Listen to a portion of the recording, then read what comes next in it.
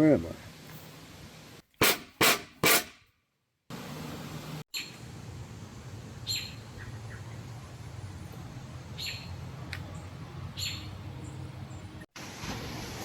Who the hell are you? And what the hell are you doing on my property without permission?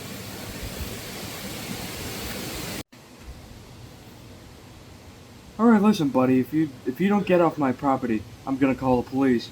But not before I enjoy beating the ever-living daylight. Sit down!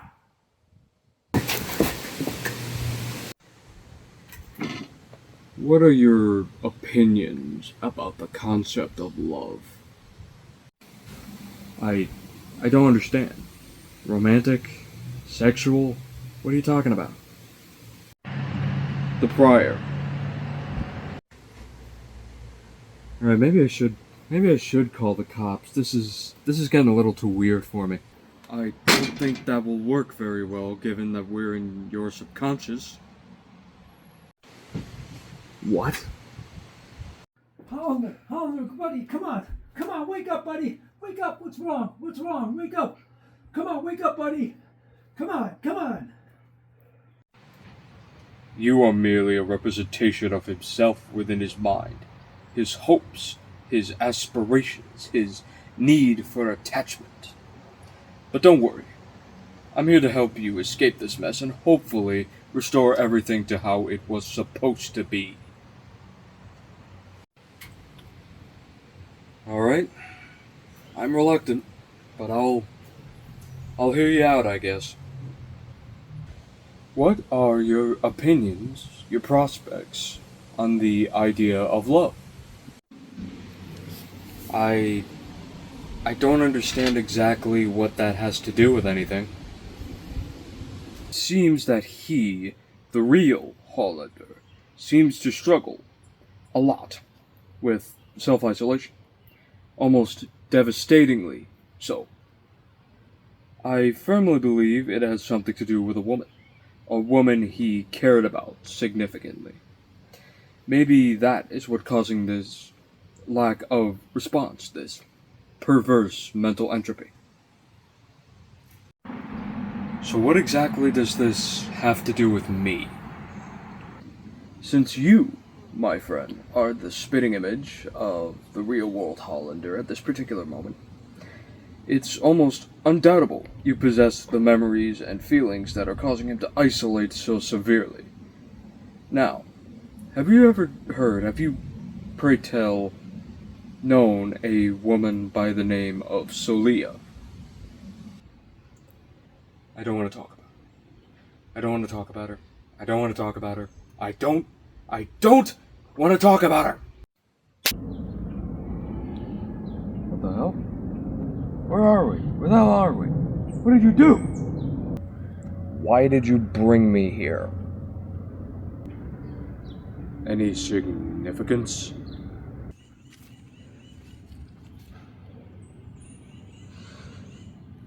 This was where we grew closer than anyone. We were going for a traditional walk, and for some reason she insisted on climbing up that damn trail, that damn trail. And so ultimately we wound up getting lost, and we had to figure out how to get back, and in the meantime we wound up playing a game of truth or dare, and for the life of me, we learned so much about each other. We learned so much. We got so close during that trip, during that journey, that I thought that I understood. That she loved you? That you were starting to fall in love? Yes, of course! But what does it matter? What does it matter to you anyway? Can't we just can't we just summon up Solia subconsciously and talk to her like some kind of communication? Some kind of interbrain communication or something? Interbrain communication. Damn you and your naivete. No, because that will only make things worse, and just like in real life, it will damage him psychologically and may or may not send him down a spiral that may or may not lead to suicide. To relive these experiences, and you are going to tell me everything, even if I have to rip every shred of information out of you.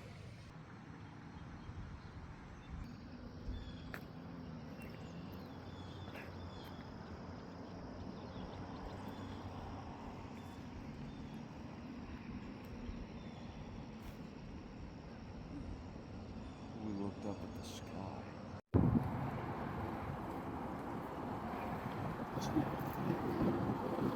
She despised it. She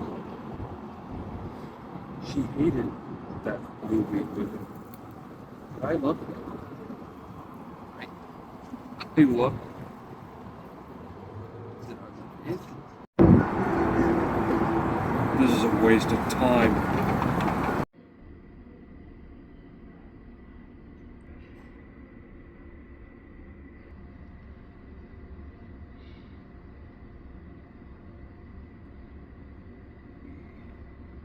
We always found the way back to each other. What happened? Did I believe too much? Did I believe things could change?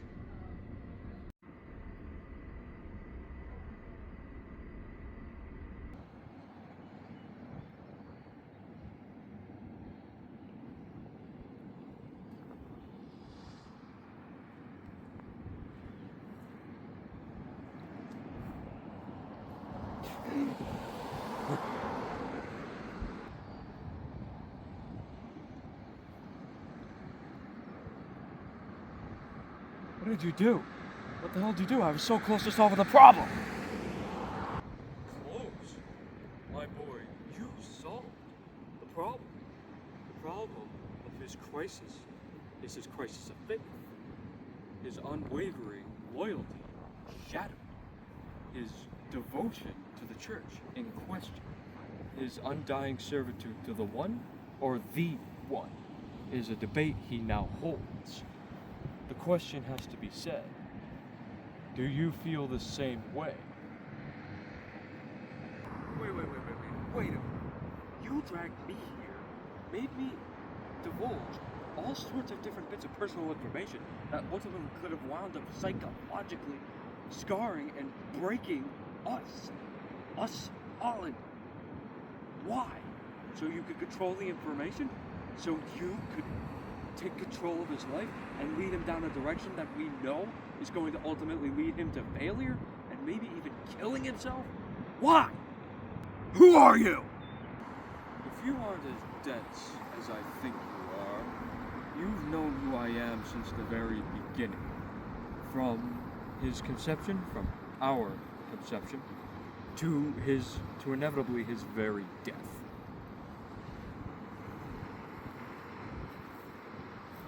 Why? I never wanted to save Hollander. I don't know where you got that from. No. His gullibility, his incompetence, his susceptibility to manipulation. All of that, I want him to relive the same experiences with that wretched woman over and over and over because he does not deserve anything but the worst. Anything but the worst parts of himself. I want to break him down. I want to deconstruct him to where there is nothing left but neutrality. Nothing. Nothing! He tried. I tried. That's what counts. Oh, don't give me that trite, over-cliched nonsense. He's a failure. He's a complete failure. You are a complete failure. His failure is an echo on our soul, on everything that represents who we are. He is a failure, and if Salia couldn't see that, If Celia could see that, then maybe God does too. Maybe nobody loves us. Maybe nobody loves you. Maybe nobody loves me. Maybe nobody loves us. What? You think this is some religious psychosis that escalated into some kind of self-isolation?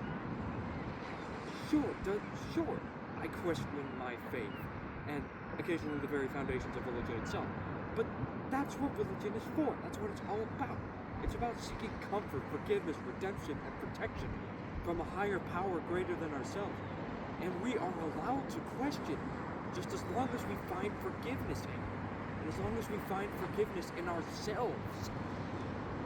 I didn't lose my faith. It only made it stronger. I need him to understand his place in the universe. I need him to understand that he is in the grand calculus of everything. He does not matter. He's so small and he's so insignificant that no woman and no God could ever love him. So why do you talk like that anyway? The excessive vocabulary, the obscene use of words beyond vulgarity, that makes you seem so much more intelligent than you actually are. Why? Because someone has to be smart in a world of uneducated fucks. You've seen them scroll through social media every day. These Neanderthals complaining about how everything is terrible.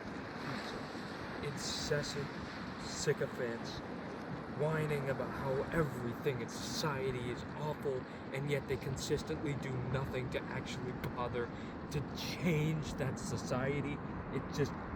It's overwhelming to us, to him, to me. It's overwhelming, and it's mind-blowing incompetence on an existential level. I can't take it. Someone has to be smart. Someone has to be intelligent. Someone has to show rationality and logic when no one else will. Only I see that logic. Only I see that rationality. Yes, I understand. I understand that people are incapable, a lot of people are incapable of seeing the betterness or the worsenings of their conditions as time goes by. I've seen that blatant ignorance too many times to really hate, to really spew up some kind of sycophantic hatred like you do.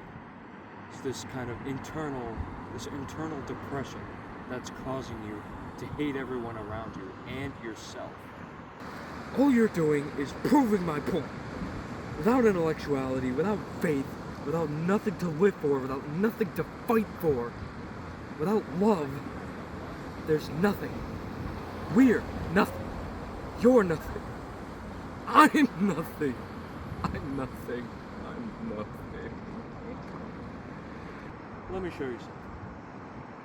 Come on. That is our grandfather right there. He is terrified at the thought that we could be dead because of you. Did you think that I would not react to Saria breaking our hearts? Did you think that would not hurt? Absolutely. It damn hurts. It hurts a lot. But no matter how hard we try to let go, a part of us will always still stay with her and care about her, even when we grow old and bitter. But we can't let that define us. But I thought the fates were aligned. Wasn't it a part of his plan to eventually reunite us? Why else would he continuously send her back to us, even if it meant breaking him down and torturing him psychologically? Did you not hear a word of what I said in any of the places that you dragged me to, that you psychologically tortured me in? I merely questioned why these things kept happening. I merely sought to ask why she remained in my mind. why we kept coming back to each other, why that was happening, why that was happening. I sought to fix us with hope instead of just this instant reaction, this ridiculous instant reaction. So it isn't my fault that Hollander is comatose. No, rather, it's you with your doubts, your impatience, your negligence, your lack of waiting for anything meaningful to happen later. You tried to kill me, tried to take away any meaning behind why he does the things he does, why we do the things we do. That emptiness, that despair, that loneliness, that anxiety of waiting for that one special someone who, no matter how hard you try, does not seem to care, and it breaks you inside. You tried to use that to break me down, to shatter everything.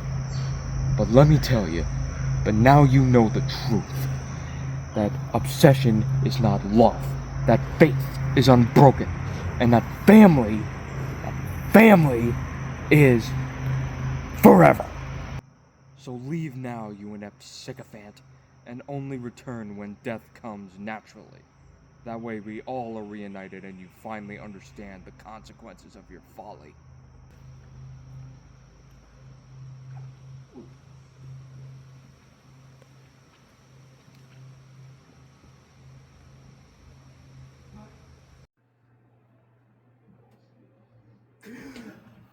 Hollander, you're back. What happened? What happened? Don't you ever pull that crap again. I let her go, Grandpa. I let everything go. Oh, For the first time in years, I finally feel free. awesome. Where were you? My own mind, my own darkness. Oh, But I broke out of that. I broke out of it. I love you, son. I love you.